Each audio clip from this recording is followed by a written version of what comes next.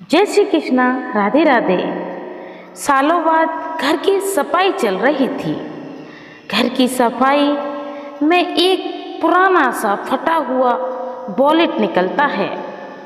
लड़का जब उस वॉलेट को देखता है तो उसे अपने पापा की बहुत याद आने लगती है।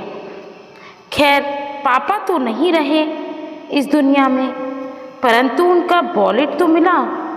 चलो एक बार उनका वॉलेट खोलकर देखता हूँ। ये सोचते हुए लड़का उनका वॉलेट खोलता है कि मेरे दिल को सुकून मिलेगा। यही सोचकर वह लड़का अपने पिता का वॉलेट खोलने लगता है तो उसे सबसे पहले अपने बचपन की फोटो दिखती है। उसने अगले वाले खांचे में एक बड़ी सी पर्ची होती है।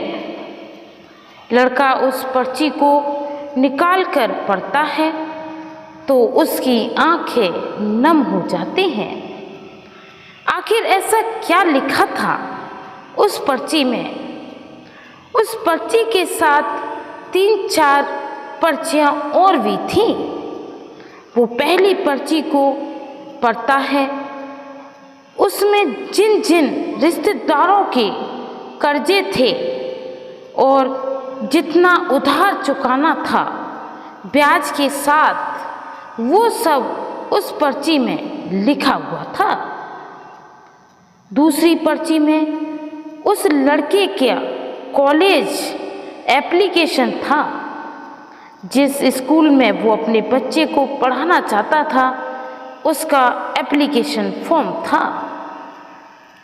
जिसमें उसके पिता ने उसकी फाइनल ईयर की फीस भरने के लिए 7 दिनों की मेहनत मांगी थी।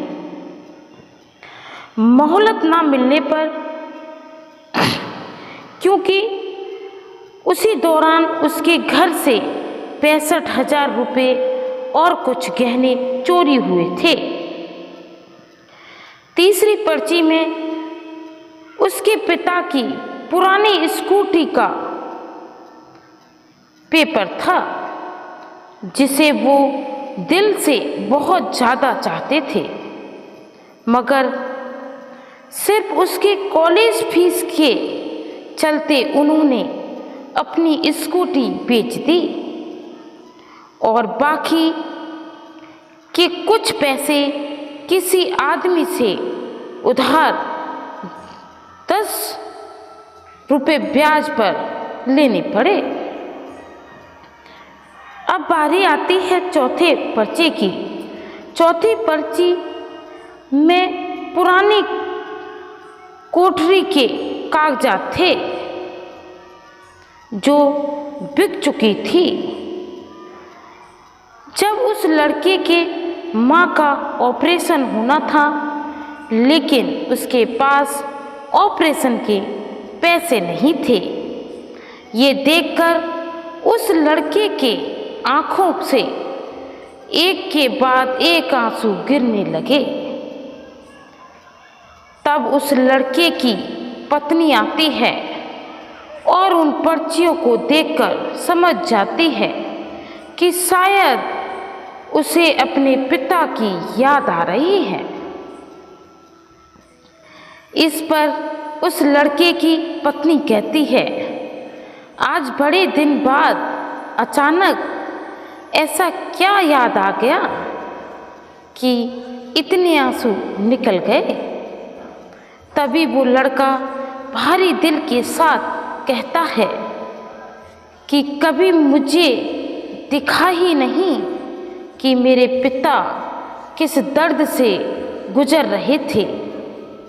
कॉलेज की फाइनल की जो मैंने फाइनल ईयर की है, हमारे घर की चोरी हुई थी। वो किसी चोर ने नहीं बल्कि मैंने ही किया था। सिर्फ बाइक खरीदने के लिए मैंने चोरी की थी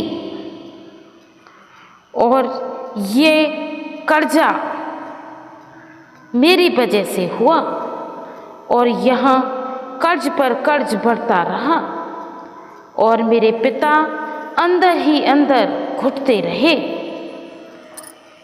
मैं हमेशा उन्हीं को कोसता रहा कि उन्होंने मेरी एक भी इच्छा पूरी नहीं की, ना मेरे दोस्तों को, ना दूसरों की तरह मुझे नए कपड़े लाके दिए, ना कोई खिलौना कभी दिया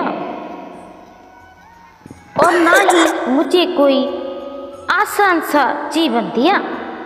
जबकि मुझे शहर के सबसे बड़े स्कूल में पढ़ने के लिए पैसे नहीं थे उनके पास, परंतु उन्होंने मुझे सबसे अच्छे स्कूल में पढ़ाया।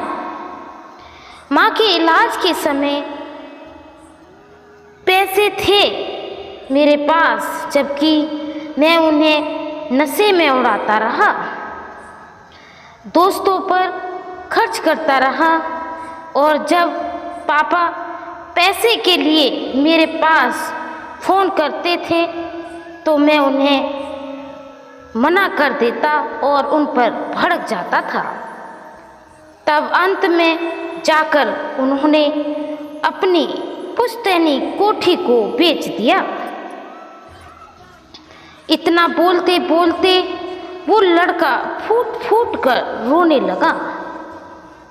जब चिड़िया चुग जाती हैं खेत, फिर पछताने से कुछ नहीं होता। समय रहते आप कुछ सीख लो। तभी उस लड़के का बेटा पापा पापा बोलते हुए उसके पास आया और कहने लगा कि पापा आप क्यों रो रहे हो। वो एक 8 साल का बच्चा था, उसे क्या ही समझ में आता और उसे क्या समझी होती इन सब बातों की।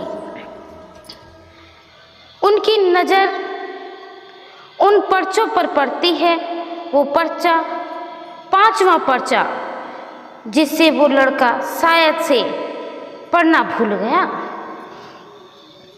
उसका बेटा उस पर्चे को देखता है और पढ़ना स्टार्ट कर देता है। उस पर्चे में लिखा था, अरे जानकी तुम चिंता क्यों कर रही हो, वो हमारा बेटा है ना, वो सारे कर्ज चुका देगा। ये दुनिया कहीं काम नहीं आती, आखिर में अपनी ही औलाद अपना सहारा बनती है। आज तुम उसके लिए कमा लेना, दो कल वो हमारी तकलीफ़ों को निपटा देगा। तुम देखना हमारा बेटा थोड़ा जिद्दी तो है, लेकिन रिश्तों की पूरी कद्र करता है। उसे मैं चाहता हूँ वो अच्छे से अच्छे महलों में रहे, अच्छे से अच्छे माहौल में पढ़े लिखे और आगे बढ़े। तब तक मैं जिंदा हूँ, उस पर चिंता की एक भी आंच नहीं आने दूंगा। फिक्र मत करो, तुम्हारे भाई ने जो पैसे दिए हैं वो जल्द ही लौटा दूंगा। लेकिन तभी उसके हॉस्टल की फीस भर देता हूँ। पिछला महीना खाली जाने की वजह से तुम्हारे भाई से पैसे लेने पड़े। अच्छा,